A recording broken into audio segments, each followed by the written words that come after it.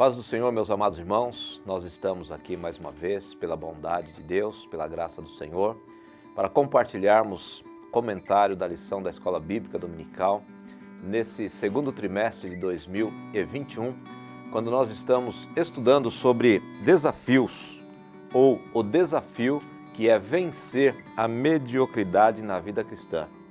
Nessa oportunidade nós vamos estudar a lição de número 8, que traz por título José no Egito, uma vida exemplar. Eu tenho o privilégio, nesta oportunidade, de ter aqui juntamente comigo o irmão Sérgio e a irmã Giane, que estarão cumprimentando os irmãos. Cumprimento os irmãos com a paz do Senhor, é um prazer, glorifico a Deus novamente pela oportunidade de estar aqui cooperando com o CAPED.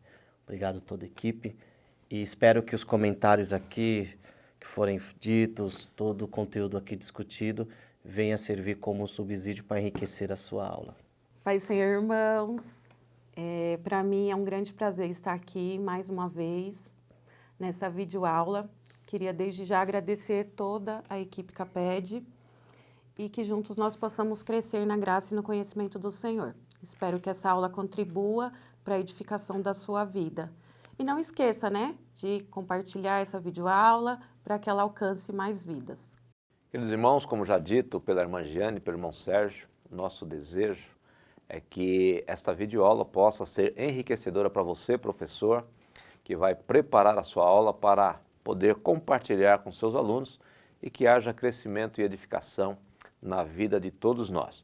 A lição que nós vamos estudar, como já dito anteriormente, é a lição de número 8, que será ministrada no dia 23/5/2021, cujo título é José no Egito, uma vida exemplar.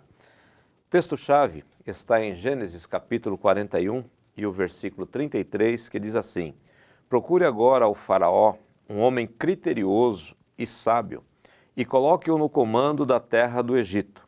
A leitura bíblica está em Gênesis capítulo 41, versículos 33 a 39, quando nós lemos assim: Procure agora o faraó, um homem criterioso e sábio, e coloque-o no comando da terra do Egito. O faraó também deve estabelecer supervisores para recolher 1/5 da colheita do Egito durante os 7 anos de fartura. Eles deverão recolher o que puderem nos anos bons que virão e fazer estoques de trigo que, sob o controle do faraó, serão armazenados nas cidades. Esse estoque servirá de reserva para os 7 anos de fome que virão sobre o Egito, para que a terra não seja arrasada pela fome. O plano pareceu bom ao faraó e a todos os seus conselheiros. Por isso o faraó lhe perguntou: será que vamos achar alguém como este homem em quem está o Espírito Divino? Disse, pois, faraó a José: uma vez que Deus lhe revelou todas essas coisas, não há ninguém tão criterioso e sábio como você.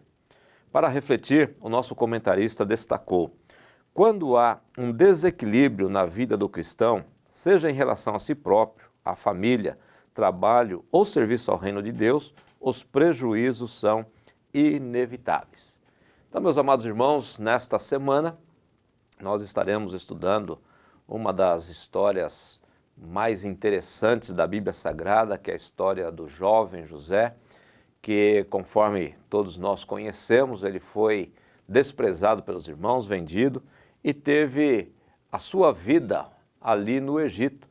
E dentro dessa proposta do trimestre deste ano de 2021, no segundo trimestre, nós temos um desafio, que é vencer a mediocridade na vida cristã, ou seja, ter uma vida cristã acima da média, não sermos apenas medianos.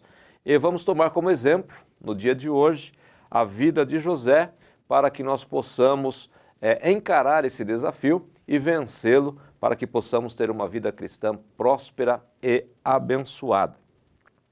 Nossa lição, ela vai trazer alguns desafios baseados na vida de José. E o primeiro tópico da nossa lição, ele nos diz que a postura do cristão frente às suas responsabilidades terrenas. Então nós vamos ver aqui, baseado na vida de José, como deve ser a postura do crente, do cristão, em virtude ou em razão das suas responsabilidades terrenas. E eu queria começar aqui com o irmão Sérgio, a respeito desse primeiro tópico da nossa lição. Uma coisa que eu acho interessante em toda essa aula são as lições que o comentarista nos traz, utilizando a vida de José.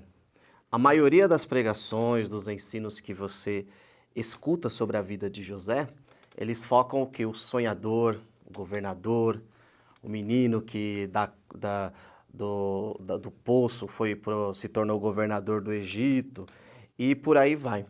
Só que aqui nós vemos o quê? Que José ele nos traz outras lições que são atuais, né? E que com certeza pode nos fazer pensar e refletir sobre como estamos levando a nossa vida e as nossas responsabilidades diante das pessoas que não são cristãs, né? O primeiro ponto aqui, ele nos traz uma discussão bem interessante e que diz o quê? Sobre os jargões e as frases que nós colocamos na nossa caminhada cristã, até mesmo como desculpa, né? Olha, por exemplo, eu não estudo, ou eu não procurei me formar porque eu sou um peregrino aqui, eu não pertenço a esse mundo, então eu tenho que juntar tesouros nos céus, né? E José, ele nos traz um grande exemplo do quê? Que mesmo sendo um servo de Deus, sendo um cristão, tendo as minhas responsabilidades espirituais, eu continuo sendo também um cidadão do céu. Um outro ponto aqui que nós podemos pegar nesse primeiro ponto é que o meu comportamento independe da minha posição. Há pessoas que olham assim e dizem, não, eu passarei a ser exemplo ou mudarei de vida quando eu ocupar tal função, né? Ou eu lerei a Bíblia, estudarei a Bíblia quando eu me tornar um pastor. E José nos traz uma outra lição. Independente de onde eu estiver, eu tenho que ter o meu devocional com Deus, eu tenho que ter a minha vida com Deus, né? Então, esse primeiro ponto aqui a postura do cristão frente às responsabilidades terrenas e pegando a vida de José como exemplo, o que eu observo são essas lições que às vezes passa despercebido, né, no nosso estudo da vida do próprio José, né? Então, José ele nos traz essa grande responsabilidade. Olha, eu sou cristão, eu tenho uma posição, uma responsabilidade no reino de Deus, porém também eu tenho que dar um bom testemunho aqui. E outra coisa, a minha vida com Deus, as minhas responsabilidades, o meu comportamento independe de onde eu estiver. Ou seja, aquela história, eu sou crente dentro da igreja, não cabe. No meu serviço eu tenho que continuar sendo cristão, na faculdade, na escola, no meu dia a dia, onde eu estiver, eu tenho que fazer com que o nome de Deus seja glorificado. E claro, andando de forma temente a Deus, fazendo aquilo que é correto a Deus, tudo que eu fizer, com certeza, terá prosperidade, será próspero, né? E prosperidade aqui dentro da vida de José não quer dizer coisas materiais. É a bênção de Deus. Eu sou próspero porque aquilo que eu estou fazendo, por mais simples que seja, mas eu faço com devoção, eu faço com temor e com a intenção do nome do Senhor ser glorificado, será próspero, será bem feito. É diferente de ser rico, né? Ser Exatamente. próspero é diferente de ser rico. Uma colocação que eu achei interessante aqui nesse primeiro tópico, e aí eu já vou passar para a Giane também, para ter seus comentários dela, no primeiro subtópico, aqui no 1, onde diz assim, os reflexos de uma fé fundamentalista. Está muito em moda as pessoas taxarem os cristãos de fundamentalistas, às vezes com alguma razão, quando, como o Sérgio citou aqui, que está no nosso comentário, as pessoas se alienam da vida e diz assim, bom, eu não pertenço a esse mundo, eu não sou, e ela começa a achar que por ela ter uma fé, todo mundo está errado, e mesmo que todo mundo está errado, ela age com desrespeito, ela quer impor a sua fé, a sua crença. Então essa fé fundamentalista, ela tornou-se, de certa forma, pejorativa quando há alguma radicalização, porque nós precisamos sim defender, nós precisamos sim nos posicionar frente àquilo que nós acreditamos, mas não podemos ser, como dizem por aí, xiitas, de querer nos alienar do mundo, nos separar e não estar junto às pessoas, no sentido de, porque ela não professa a mesma fé que eu, então ela não merece sequer a minha amizade. Eu estava até fazendo algumas anotações aqui e eu gostaria até de que nós não tivéssemos uma fé fundamentalista, mas uma fé fundamentada. O que é a fé fundamentada? Eu coloquei aqui algumas fundamentações da nossa fé. Primeiro, a nossa fé é fundamentada na inerrância da Bíblia. A nossa fé ela é fundamentada na divindade de Cristo. Ela é fundamentada no nascimento virginal de Jesus Cristo. Ela é fundamentada na realidade, na historicidade dos milagres. Nossa fé ela é fundamentada na morte vicária ou substitutiva de Jesus. A nossa fé ela é fundamentada na ressurreição física de Jesus Cristo. A nossa fé ela é fundamentada no retorno público visível de Jesus para arrebatar a igreja. A nossa fé é fundamentada na ressurreição dos mortos. Então a nossa fé ela não precisa ser fundamentalista, mas ela deve ser fundamentada. Nós precisamos crer nesses princípios bíblicos, a nossa fé precisa estar baseada nesses princípios, porque qualquer um desses aqui, se a gente retirar do fundamento da nossa fé, a nossa fé ela fica presa numa areia movediça, ela não vai dar crescimento, ela não vai ter sustentação.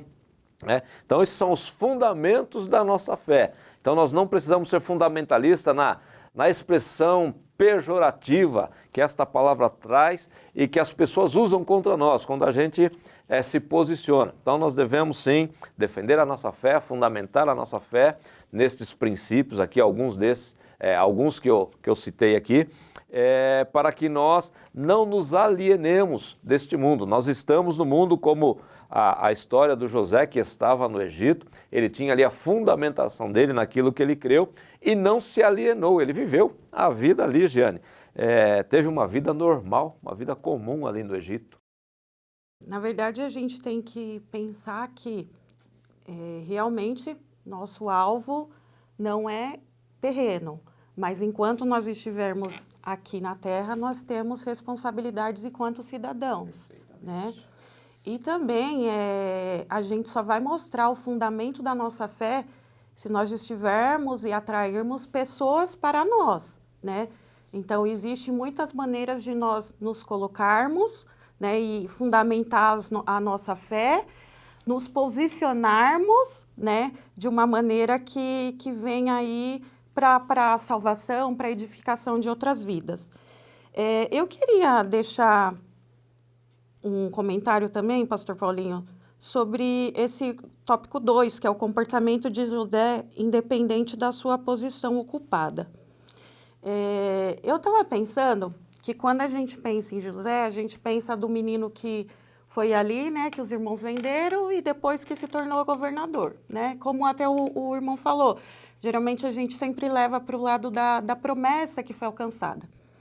E aí a revista vai falar sobre os exemplos que José deixa para as nossas vidas. E, na verdade, foram bastante exemplos. Hoje, a gente sabe que tem uma palavrinha aí que está muito na moda, que é a resiliência, né? Resiliência. E eu vejo, assim, um dos grandes exemplos na vida de José é a resiliência, né? Que a resiliência é você tornar uma situação difícil em aprendizado. E a gente vê, você se superar daquela situação. E eu fiquei imaginando como foi para José, da caminhada dele, quando foi vendido até chegar lá no Egito. O que foi passando pela cabeça de José? Porque quando a gente pensa assim em José, a gente tem que olhar que era um menino, pastor Paulinho. Sim. Era um menino. Às vezes a gente pensa assim, comparando um pouco a história de Jó também, que adorava a Deus independente da sua posição. Mas quando a gente pensa em Jó, a gente não pensa em um homem maduro, experiente, maduro, parece que Jó era preparado. E quando a gente olha para José, a gente vê um menino em transformação. Então eu penso assim, quantas coisas poderia ter acarretado na vida de José aquela situação. Quantos sentimentos, quantas revoltas, mágoas, quantas coisas, quantos problemas psicológicos poderiam ter afetado a vida de José, né? Quantas coisas. E aí a gente vê que ele entende, né? Que tudo aquilo que aconteceu era um propósito de Deus para a vida dele. Então, a gente vê que ele sai como um menino e ali é um processo de Deus para torná-lo um homem, né? E aí, independente da situação, quer ele esteja na casa dos pais, onde ele deve ter aprendido tudo sobre a fé dele, quer ele esteja sozinho, porque ele estava num lugar totalmente que ninguém o conhecia, então ele poderia fazer o que ele quisesse, ele poderia murmurar, ele poderia falar, olha a posição agora que eu tô, e fazer de qualquer jeito, né? E não, mesmo passando por tudo aquilo e agora estando numa posição ali de chegar no Egito como escravo, a gente vê que ele administrava suas emoções através de Deus que estava na vida dele e administrava aquilo que Deus colocou, né, para ele fazer e cuidar com excelência. E por isso que ele alcançou, né, e conseguiu aí viver até a promessa de Deus. Importante essa colocação da Giane, porque, conforme disse o Sérgio também, é muito interessante a gente falar dos sonhos de José, e falar de José sendo governador, mas teve aí um intervalo, aproximadamente 13 anos, que foram 13 anos de altos e baixos. E nesse segundo subtópico aqui, o comportamento de José independe da sua posição ocupada, a gente pode observar muito bem que José, apesar da injustiça sofrida por parte dos seus irmãos, por parte da mulher de Potifar, até mesmo por parte do copeiro que esqueceu dele, né? Apesar dessas injustiças todas, ele manteve uma posição, e eu acredito muito isso, Giane e Sérgio, há uma expressão que a gente vê repetida pelo menos 3 vezes na história de José. Quando ele está lá na casa de Potifar, a Bíblia diz que o Senhor era com ele. Quando ele está lá no cárcere, o Senhor era com ele. E aqui é um diferencial que a gente deve mostrar para os nossos alunos, essa busca de ter essa presença de Deus com a gente, independente da posição, né? Se a gente estiver numa posição de chefia, se a gente estiver numa posição de subalterno, se a gente estiver na posição de chefe de família ou de filho de uma família, independente da posição, se estamos sendo injustiçados ou não, essa lição de José aqui, esse desafio de vencer a mediocridade, a gente percebe que José, ele tinha motivos, como disse a Jane, tinha todos os motivos para ser um revoltado da vida, né? Para ser um pária na sociedade, para ser uma pessoa rebelada, para ser uma pessoa que não tivesse nem aí, né? Uma vez que ele foi desprezado pela própria família, pelos próprios irmãos, vendido como escravo, a gente não tem muito essa noção, porque graças a Deus escravidão não faz parte do nosso dia a dia, mas assim, dá para imaginar o que seja isso, Sérgio, ser vendido pelos irmãos a preço de escravo por uns estrangeiros que estão indo para um lugar, né, sem considerar que alguns dos irmãos pensaram mesmo em matá-lo, né, pensaram em tirar a vida, porque a inveja ali em relação a ele era muito grande. Mas José ele manteve ali um padrão de comportamento, como diz aqui, a postura do cristão. Então ele nos demonstra que é possível manter uma postura de crente frente às nossas responsabilidades terrenas, independente da condição, né? E um outro ponto, pastor Paulinho, eu vejo em José uma coisa interessante. Ele era respeitoso e temente a Deus, independente do local e da observação das pessoas. E Paulo nos dá uma recomendação, Efésios capítulo 6, versículos 5 e 6. E o 7 diz assim: vós, servos, obedecei a vossos senhores deste mundo, com temor e tremor, com sinceridade de coração, assim como a Cristo, não servindo só quando observados, como para agradar os homens, mas como servos de Cristo, fazendo de coração a vontade de Deus, servindo de boa vontade como se servissem ao Senhor e não aos homens. O versículo 8 também. Sabendo que cada um, seja servo, seja livre, receberá do Senhor todo o bem que fizer. Então, uma das grandes lições que nós, como professores, nesta aula, podemos levar para os nossos alunos é, em uma época onde não se respeita hierarquia, né? Em uma época onde impera aquele pensamento de que não, eu faço o que, me desperdoa até o termo, eu faço o que me der na teia, o que vier à cabeça, eu não respeito hierarquia, eu sou o meu senhor, eu sou dono do meu nariz. José nos traz uma lição que vai na contramão. Eu tenho que obedecer hierarquia, eu tenho que obedecer a autoridade. José se tornou governador no Egito, mas se você ler o contexto da vida de José, o próprio faraó disse, eu estou acima de você. E José compreendia isso. Ó faraó, eu entendo que você está bem, que você está acima de mim, parafraseando, né? Então vamos fazer estoques que renda valores para o faraó. Não é para o José, para o faraó. E nisso tudo Deus o honrou, né? Como disse a irmã Giane, desde o menino que foi vendido como escravo, no cárcere, até chegar a governador, ele sempre obedeceu hierarquia. E parafraseando a vida de José com esse texto de Paulo, com certeza, José servia ao faraó, servia o Potifar, servia ali todos aqueles que tiveram, de certa forma, alguma autoridade sobre ele, como se estivessem servindo ao Senhor. Então, para deixar de ser medíocre, vai na contramão, né? Tem que ser servo.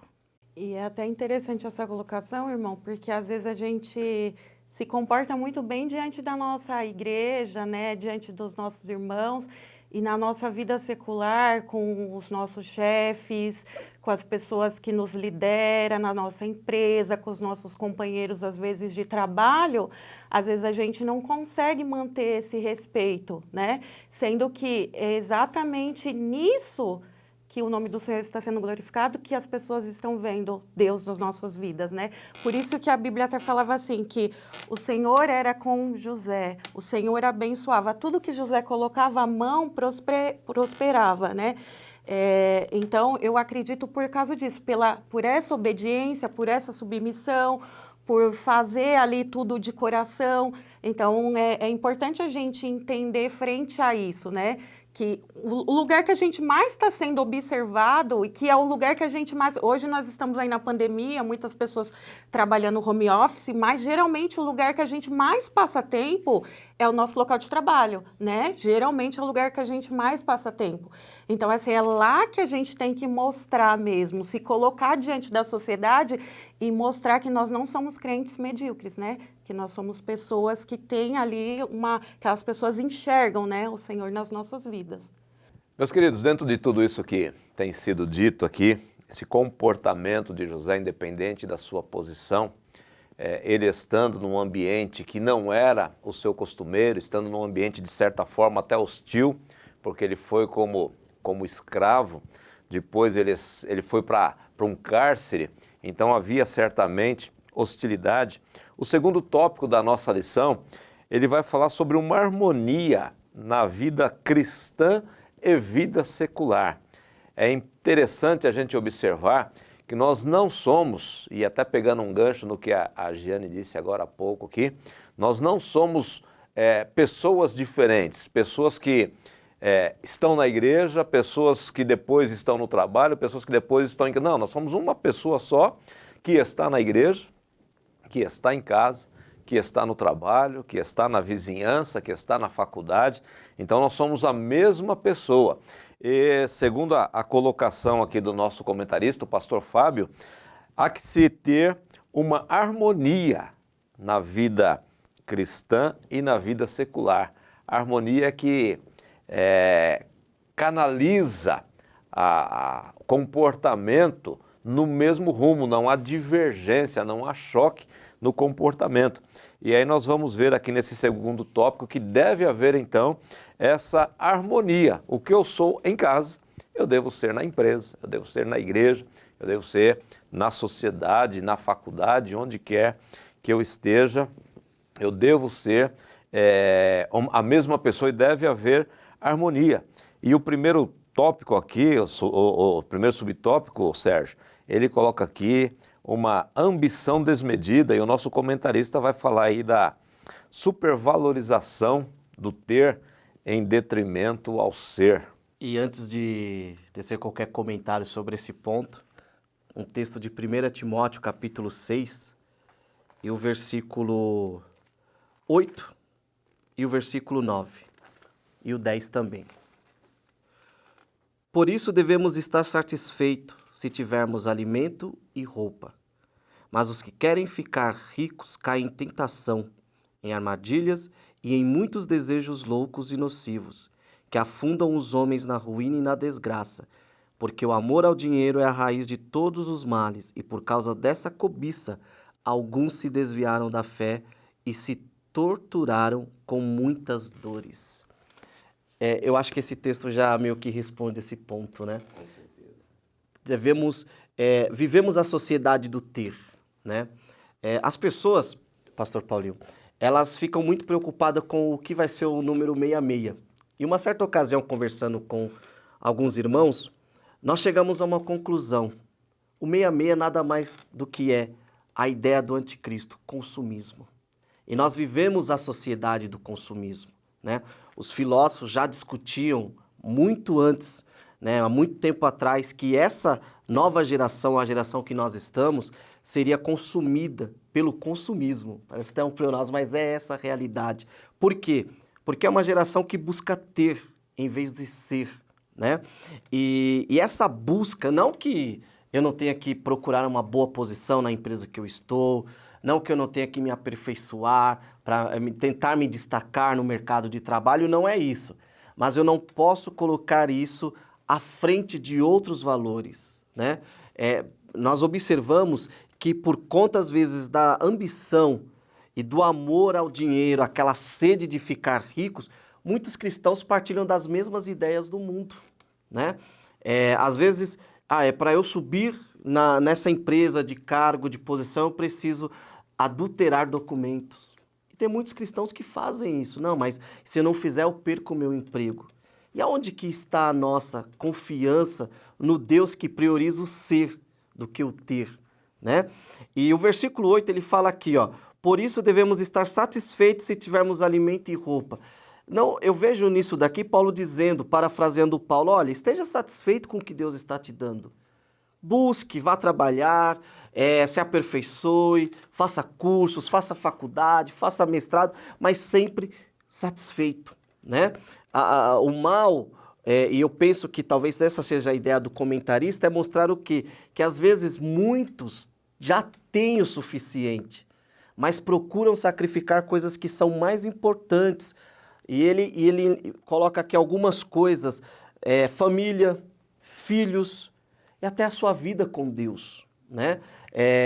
Muitas vezes, muitos de nós engolidos por essa ideia de sustentar a família e você pega antigamente, há 30 anos atrás, a pessoa se contentava em ter uma mesinha, ter um café preto com um pãozinho. Hoje não, tem que ter o frios. E às vezes nós vamos nessa ideia, não, eu preciso dar o melhor para minha família, eu preciso fazer, eu preciso ter. E às vezes eu vou esquecendo daquilo que de fato importa. Então eu preciso tomar cuidado, porque o próprio apóstolo Paulo diz aqui, alguns se desviam da fé. Então às vezes essa ansiedade de ter pode fazer com que eu me desvie da fé, e ele fala uma coisa que me preocupa muito, e muitos até sentem dores, ou seja, estão penando com muitas dores. E quais dores são essas? O comentarista traz aqui algumas: divórcio, filhos sem a devida educação. O pastor Paulinho sabe muito bem disso. Há famílias que levam os filhos para ser educado religiosamente e na fé pela igreja. 2 horas por semana, quando muito. Exatamente. Não, ó, pastor, tá aqui, ó, a irmã da escola dominical, por favor, ensina para o meu filho quem é Jesus. Por que isso? Porque às vezes o pai e a mãe está sendo consumido por essa ambição, por esse ter, esse desejo de ter, né? Então, isso traz muitas dores e pode trazer uma coisa pior, que é se desviar, fazer com que essa pessoa se desvie da fé. Então, em José nós aprendemos uma coisa, e aí, pastor Paulinho e a irmã Jane, uma coisa que eu observo em José e que as pregações falam o contrário. As pessoas colocam José como se ele desejasse aquilo, o sonhador. José não sonhava ser governador no Egito. Deus justamente o colocou porque aonde ele sempre estava grato a Deus. Ele era uma pessoa que ele priorizava o ser do que o ter. Então, às vezes, nós nos preocupamos, mas por que eu estudo, eu faço tanto e não alcanço o governo? Porque às vezes eu quero ter. Aonde Deus me colocou, eu não sou grato a Deus pelas coisas que Ele me deu, pela minha família, pelo meu emprego. Então, esse primeiro ponto aqui, professor, traz muitas linhas para você discutir, muitas reflexões para você levar para os seus alunos em sala de aula. Mas eu acho que o principal é isso. Será que vale a pena? Uma coisa a observar em relação ao primeiro tópico e esse começo do segundo aqui, é que no primeiro, o fundamentalismo pode levar a pessoa a abandonar tudo. Eu não sou desse mundo, então não vou estudar, não vou trabalhar, não, né? E agora aqui, percebam que o nosso comentarista, ele coloca como problema a ambição desmedida. Porque o que é a ambição? A tradução ou a designação dessa palavra é o anseio de alcançar determinado objetivo, é uma pretensão. Então a ambição por si, ela não é nenhum erro, não é nenhum crime, não é nenhum pecado. O problema é quando ela é desmedida, porque a Bíblia, ela nos é incentivadora. Pelo que, deixando as coisas que para trás ficam, prossigo para o alvo. Isso é ambição, né? Avançando. A gente tem que, Paulo escrevendo aos Coríntios, diz que a nossa carreira tem que ser como a de um atleta, né? Que abre mão de alguma coisa visando uma ambição, que ali é o prêmio, né? Um prêmio maior. Então, a ambição em si, que é esse desejo, esse anseio por alcançar um objetivo, ela não é errada. O problema é, como colocou o nosso comentarista aqui, quando ela não tem padrão, ela não tem medida, ela não tem limites. E aí ela torna-se inveja. E o invejoso, na realidade, nem sempre ele deseja o que o outro tem. Na realidade, na maior parte das vezes, ele deseja que o outro não tenha. O problema dele não é ter o que o outro tem, é que o outro não tenha. Então, essa é a questão do invejoso e da ambição desmedida. Ele não quer o que eu tenho, ele não quer que eu tenha, simplesmente isso. Ele quer me privar, ou quer privar o outro, Giane, de alguma coisa. Então, essa ambição, ela é boa, necessária, porque senão a gente perde motivação de vida, né? A gente perde motivação de vida, mas ela não pode, aí tem a inversão de valores que o comentarista colocou aqui, priorizar o ter em detrimento ao ser.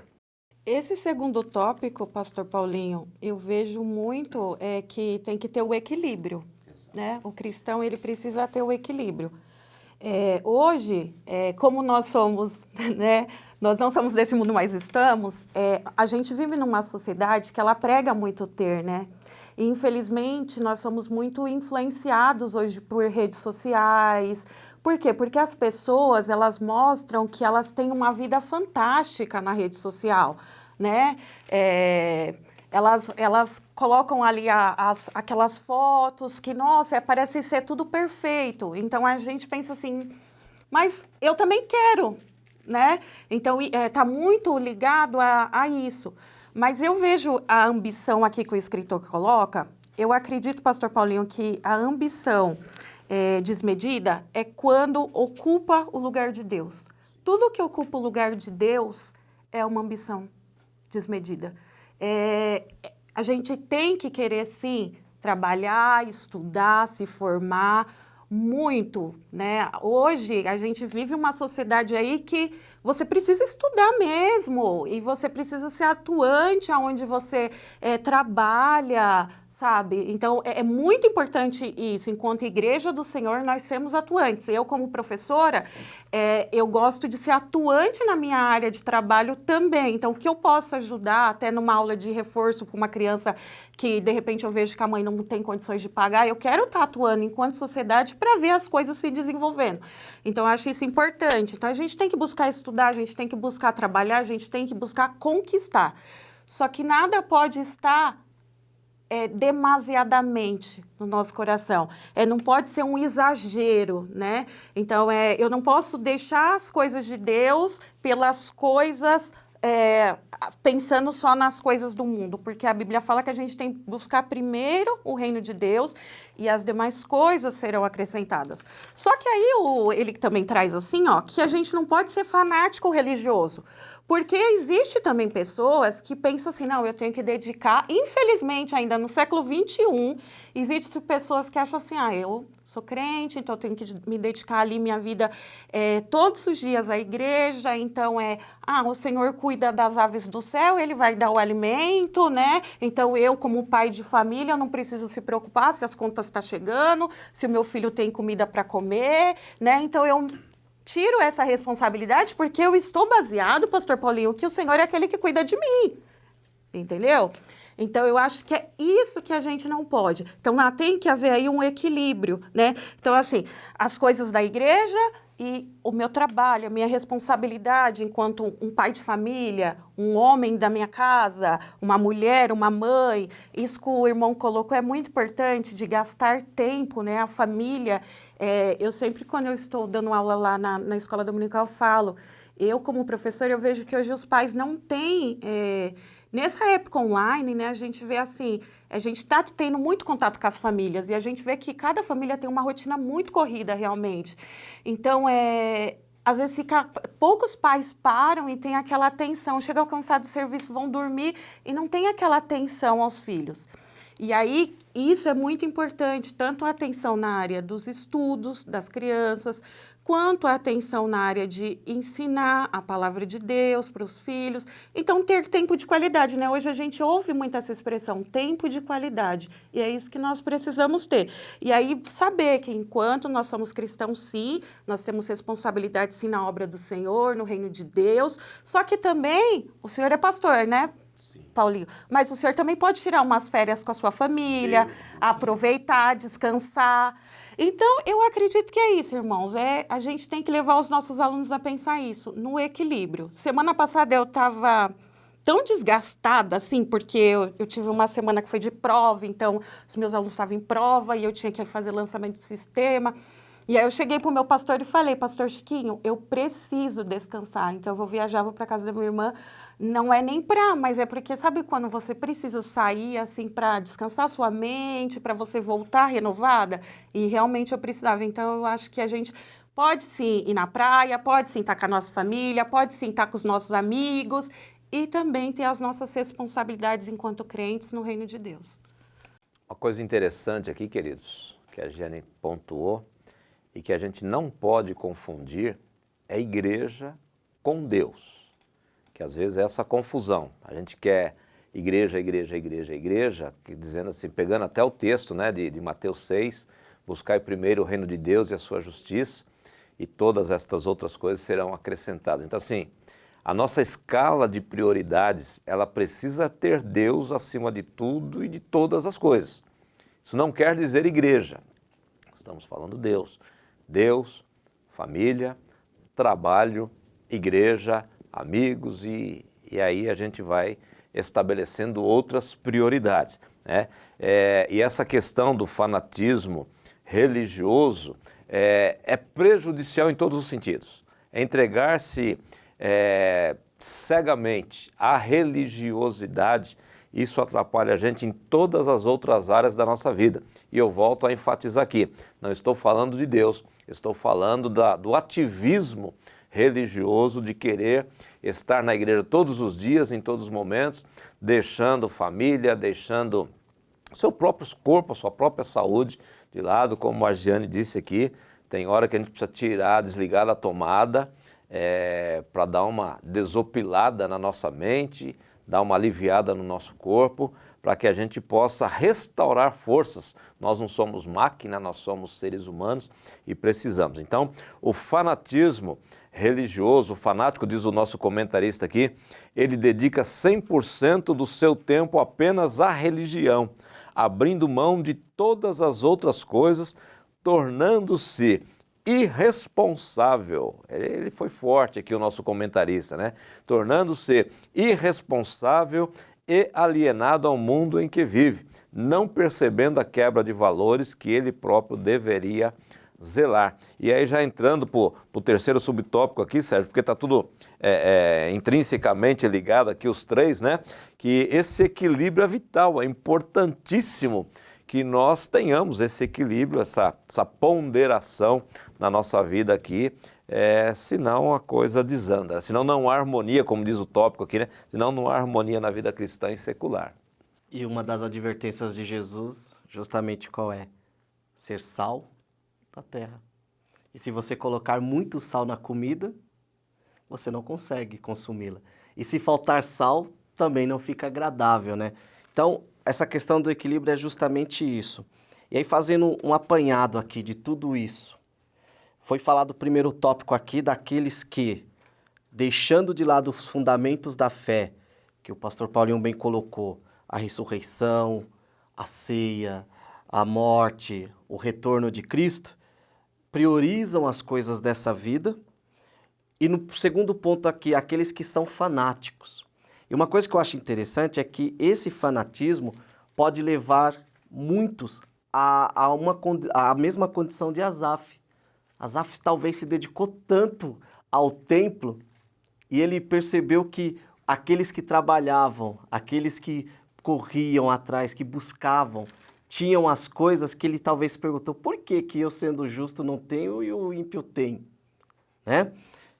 E aqui, por último, o comentarista nos traz aqui 3 grandes coisas. Primeiro, o casado, ele precisa entender que ele tem família. Responsabilidade com família. E aí, eu gosto muito quando Paulo, lá em Efésios capítulo 5, do versículo 22, né, até o capítulo 6, o versículo 4, ele coloca ali os deveres no lar. Então, ele fala que a mulher é aquela que tem que amar seu marido, tem que ser ajudadora do seu marido, e às vezes o marido fala, ela tem que ser submissa, mas Paulo aqui, ele chama um homem para uma responsabilidade muito grande. Vocês têm que ser cabeça como Cristo é a cabeça da igreja. E o que Cristo fez sendo a cabeça da igreja? Sustenta a igreja, se entregou por ela, luta por ela, é aquele que alimenta ela. Os filhos têm as suas responsabilidades também, né? Ele tem que respeitar, ele tem que aprender. Então, o comentarista aqui nos traz o primeiro ponto, equilíbrio. Se eu sou casado, eu tenho que cuidar da minha família, né? E o segundo ponto que ele coloca aqui, claro, há momentos esporádicos que serão necessários sacrifícios, né? A irmã é professora, há momentos que você precisa olhar talvez para o seu marido, para o seu filho e falar, olha, segura um pouquinho que eu preciso corrigir prova, né? Eu preciso me especializar, minha esposa também é professora, está uma loucura. Não, ó, eu preciso estudar. Sérgio, calma aí que eu preciso fazer curso, em cima de curso. São sacrifícios esporádicos que são necessários, né? Mas isso não pode se tornar rotina. Eu abandonar minha família pensando só na especialização. E o terceiro ponto que ele coloca aqui, equilíbrio. E aí, eu até coloquei aqui, como ter equilíbrio numa geração, numa sociedade tão desequilibrada? Estando fundamentado em tudo aquilo que o pastor Paulinho trouxe aqui no primeiro ponto, na morte de Jesus, na ressurreição, na fé, porque esses fundamentos vai me fazer compreender que tudo há um tempo. O que é equilíbrio? É saber que tudo tem o seu tempo certo. Todo desequilíbrio leva a extremo, e todo extremo é perigoso. Eu quero, antes de passar para o terceiro tópico aqui, ler 2 textos que a Bíblia nos recomenda para sermos equilibrados. Eclesiastes, capítulo 7, versículos 16 e 17. Eclesiastes, capítulo 7, versículos 16 e 17. Olha o que a Bíblia diz assim, ó, não sejas demasiadamente justo, nem demasiadamente sábio. Por que te destruirias a ti mesmo? Não sejas demasiadamente ímpio, nem sejas louco. Por que morrerias fora do seu tempo? Se você trocar aqui o demasiadamente pelo desequilibradamente, você vai ver o que está dizendo aqui o nosso texto, nosso comentarista. Então não seja desequilibrado, não queira ser demasiadamente nada. E aí o segundo texto que eu queria ler é 2 de Pedro, capítulo 3, versículo 18, que é um texto bastante conhecido, que vai falar do nosso equilíbrio, né? Antes crescei na graça e conhecimento do nosso Senhor e Salvador Jesus Cristo. A Ele seja dada a glória, assim agora como no dia da eternidade. Amém. Então, a nossa vida, ela precisa ser equilibrada. E o terceiro tópico aqui diz que o equilíbrio, ele é vital. Então, o que não é vital é mortal. Então, se você for desequilibrado, isso pode levar à morte emocional, à morte familiar, à morte espiritual. O equilíbrio aqui, ele é vital. E partindo para o terceiro e último tópico aqui da nossa lição, desse exemplo, ou destes exemplos de José para nosso desafio, para nós vencermos a mediocridade na vida cristã, é o desafio do cristão na vida secular e as tentações sofridas. Se a gente for observar a vida do José, sozinho, sem a sua família, sem a vigilância do pai ali no Egito, estava muito fácil ele ceder às tentações que lhe foram impostas.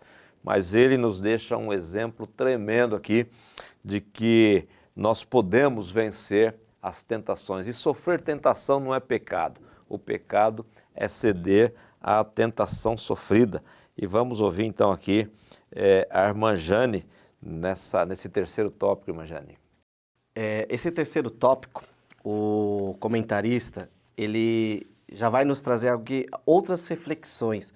Os caminhos que na visão humana seriam vantajosos, mas numa ótica bíblica, numa ótica de valores cristãos, ela é desvantajosa, que José podia escolher para ter sucesso no Egito, né? Nós vivemos hoje uma grande competitividade no mercado, e por que não dizer na própria igreja também, na própria igreja, né? Você pega, por exemplo, hoje, tratando-se de igreja, uma pessoa canta bem, a outra quer cantar, já vai, procura uma aula de canto, aquele irmão prega bem ou ensina bem, opa, eu já quero me especializar. Então, nós vivemos um cenário de competição, né?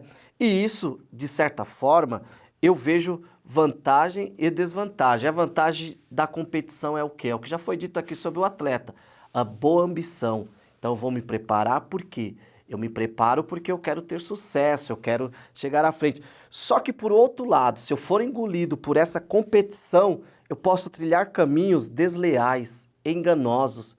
E é justamente o comentarista coloca aqui a lei de Gerson, aquela expressão que é bem dita, né? Muito utilizada. O mundo é dos espertos. José em nenhum momento pensou nisso.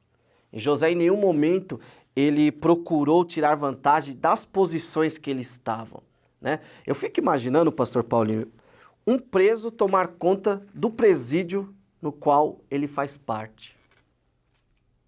Eu acho esse ponto da vida de José me faz pensar o tamanho da lealdade de José e que em nenhum momento ele usou desse jargão diabólico, né, que o mundo é dos espertos, para chegar a lugar nenhum. Você imagina você chegar numa pessoa que é presa e falar, ó, tá aqui a chave da prisão, você administra, né? Quantos subornos ali talvez José, ele não foi tentado a receber, deixa eu sair daqui porque minha família é rica, eu tenho dinheiro, eu tenho posse, eu posso dar... E não, José, ele manteve a sua lealdade a Deus e ao seu superior, aquele que lhe confiou. Então, assim, vivemos um cenário de competição.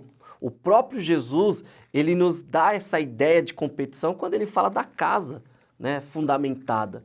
Ou seja, eu vou construir uma bela casa, por quê? Porque eu quero ter um lugar seguro. Isso é competição, isso fala de ambição. Só que assim, é uma ambição pautada na palavra, procurando não ser desonesto. Então esse é o primeiro ponto que eu vejo aqui na vida de José e que me faz pensar. O segundo ponto, quando ele administra a casa de Potifar. Eu sou um escravo aqui, eu vou pegar coisas aqui valiosas que tem e vender.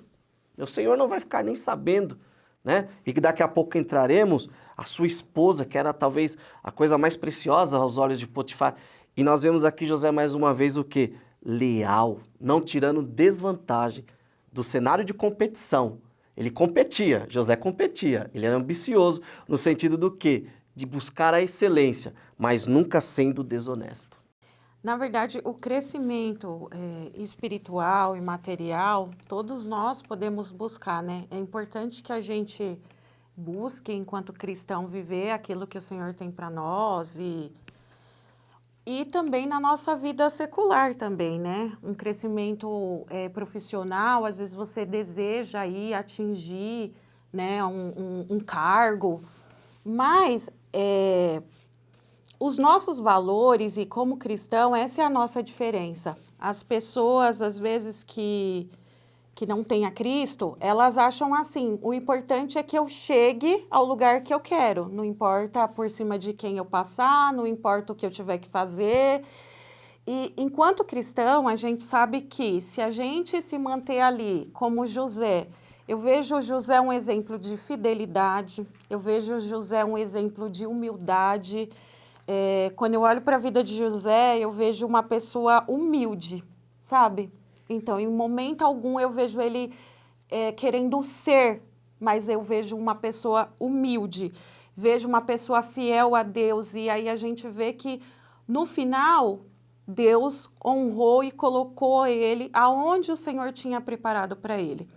Então, o que nós precisamos entender é que, enquanto nós estivermos ali buscando crescimento e, de repente, se a gente tem o interesse aí de um cargo, ou ser um pregador, ou ser um pastor, busque estudar, busque fazer cursos, busque se especializar, busque ser cuidado, aconselhado e se preparar para isso, né? E aí, no tempo certo, Deus há de te colocar aonde Ele deseja, assim como Ele fez na vida de José, né? E aí a gente vê mesmo que esse processo ocorre sim, né? Eu vejo até pessoas que contam testemunho no nosso meio, né?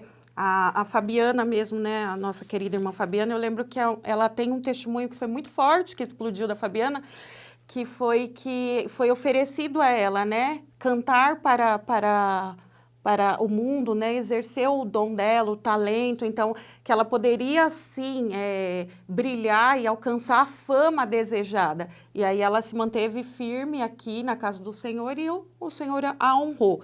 Então, eu acredito muito nisso, né, que ao seu tempo Deus honra a todos nós.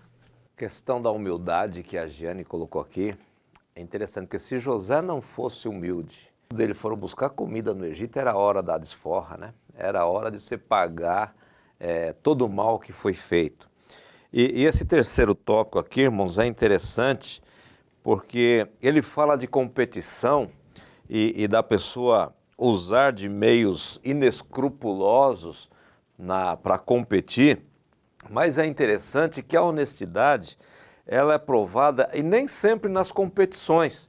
Nós vivemos aí esse período de turbulência da pandemia e o governo federal ele deu o ano passado um auxílio emergencial. E eu conheço crentes, infelizmente, que não precisavam, mas porque o mundo é dos espertos, ele foi lá, se inscreveu, ele recebeu prejudicando talvez outras pessoas que precisaram desse auxílio e não receberam. Por quê? Porque alguém desonesto e às vezes crente acabou recebendo. Então, é assim, a honestidade, a tentação, ela vem das mais variadas formas, das formas mais diferentes possíveis, as tentações elas vêm.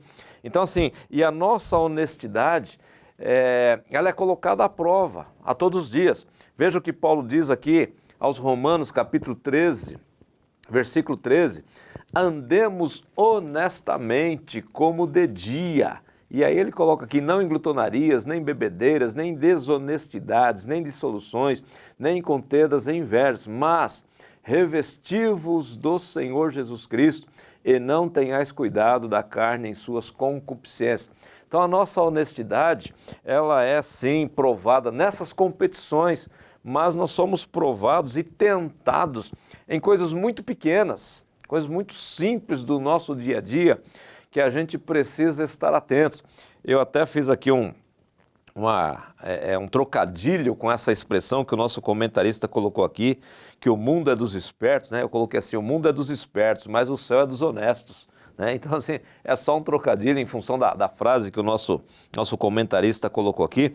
Então, a gente precisa tomar cuidado, porque as tentações, que é o terceiro tópico aqui, que é o desafio do cristão de vencer as tentações nas mínimas coisas, nas coisas pequenas, né? E a Bíblia até diz que quem é fiel no pouco, sobre o muito será colocado. Então, nós somos tentados em várias frentes. O José, ele teve ali as frentes de tentações dele, e a tentação só é tentação quando ela tenta. Quando ela não provoca, quando ela não tenta, ela não é tentação. Então, se você tem fraqueza na questão financeira, você vai ser tentado ali. Se você tem fraqueza com relação à sexualidade, você vai ser tentado ali. Se você tem fraqueza em mentir, você vai ser tentado aí. Então, nós precisamos estar atentos a todo tipo de tentação que nos sobrevém. Porque José foi tentado nas áreas que ele poderia ceder. Então, ele foi tentado na área sexual, ele foi tentado na questão de humildade, na questão de fidelidade. Ele foi tentado nas frentes nas quais ele poderia ceder à tentação. Então, foi colocado aqui pelo nosso comentarista a aparente desvantagem na grande competição da vida. Ele colocou também aqui as tentações para crescimento, para ascensão rápida, né? Crescer em todas as áreas, na área financeira, na área profissional, sem passar pelos degraus corretos da vida, né? Sem subir degrau por degrau, às vezes usando alguém, Giane, de escada, né? Para subir, passando por cima de alguém, fazendo alguém sofrer para subir. Então, as tentações para ascensão rápida, como disse o Sérgio aqui, se você burlar um documento, você pode... enfim, nós temos aí muitas possibilidades de pecar, de ceder à tentação. E é nesse momento, né, Pastor Paulinho, que a gente revela o nosso caráter enquanto cristão, né? Exatamente. Que é exatamente isso. A lição, ela traz exemplos de José e mostra o caráter de José, né? O caráter. E às vezes a gente é muito crente, se diz, mas não tem muito caráter. Que é a colocação que o senhor fez até, né? Das pessoas que às vezes até ali, às vezes a gente até, então, critica o governo, mas se a gente tem um jeito de tirar vantagem, também vai lá e tira. E aí, às vezes, eu não consigo olhar para o meu erro, mas eu consigo apontar os das outras pessoas. E na questão da tentação, eu queria até deixar uma coisa também que o senhor falou, e eu acho legal. Quem confessa a tentação, eu já ouvi essa frase, não confessa pecado. E é muito interessante a gente pensar nisso enquanto igreja, né? Às vezes a gente tem uma dificuldade de buscar ajuda, né? Está ali sendo tentado, está ali quase morrendo, está ali sufocado por aquilo, e a gente não busca ajuda porque não quer confessar, porque acha, como que as pessoas vão me olhar por eu ter isso, por eu ser assim, por eu estar com... E é muito importante que a gente busque essa ajuda, que confesse, sabe? Que busque um conselho, que busque uma ajuda. Se as pessoas buscassem mais ajuda, eu acredito que elas confessariam menos pecado, né? Então, busquem, irmãos, incentivem os seus alunos, sabe? Nós temos pastores, nós temos líderes, nós temos um acompanhamento, e isso é importante, né? A gente pedir aí a ajuda, uma cobertura espiritual de oração, de um conselho sábio, se de repente precisar, procurar uma ajuda profissional, mas não se sinta, como vão pensar, o que vão achar de mim? O importante é que você está buscando se fortalecer. Meus irmãos, nós estamos chegando no final do comentário dessa 8ª lição do segundo trimestre de 2021. E para passar para os nossos irmãos aqui, irmã Giane, irmão Sérgio, fazerem as considerações finais, eu quero só ler, para levantar aqui a bola para eles, o último subtópico da nossa lição, que diz assim, Sérgio: manter os valores vale a pena. Com certeza vale a pena. José, ele é um exemplo de que vale a pena. Então, como conclusão, eu só queria fazer com que os irmãos pensassem e levassem os seus alunos a pensar que José não era só um sonhador, né? José era um homem de valor. Já foi bem colocado aqui sobre a ascensão rápida, aqueles que usam os outros como escada, né? Até eu disse que na igreja tem competição e tem pessoas que usam o seu irmão, né? No qual lá em Filipenses 2, o versículo 3, Paulo fala da humildade e que nós devemos considerar o outro superior a mim mesmo, né? E nós usamos esse próximo, esse irmão que eu deveria considerar superior como escada. Só que, como conclusão, uma vez eu li um provérbio chinês que dizia assim: à medida que você sobe rápido, é a mesma medida que você cai rápido. O que o oriental tem em mente? O crescimento é devagar. Você não nasce com 10 anos. Você vai nascer 0 ano e vai passar 10 anos para chegar e ter 10 anos. Então, a ideia é justamente isso. Tudo tem o seu tempo, devagar, sem atropelar as pessoas, seguindo e preservando os valores e os fundamentos da fé. Eu acho que valorizando principalmente a palavra de Deus, os pilares que é a família, Deus, a sua palavra, com certeza eu chegarei onde eu tiver que chegar e irei longe. E como disse o próprio pastor Paulinho, no céu, né, que é o lugar dos honestos. Eu queria concluir com um versículo, Gênesis, capítulo 45, o versículo 8. Assim não foste vós que me enviastes para cá, sendo Deus que me tem posto por pai de Faraó e por senhor de toda a sua casa, e como regente em toda a terra do Egito. Então, eu queria terminar e concluir deixando um exemplo que o escritor ele não trouxe, né? Dentro da vida que foi falada, tantos pontos abordados sobre José e tantas coisas que ele sofreu, né? Foi caluniado, foi preso injustamente.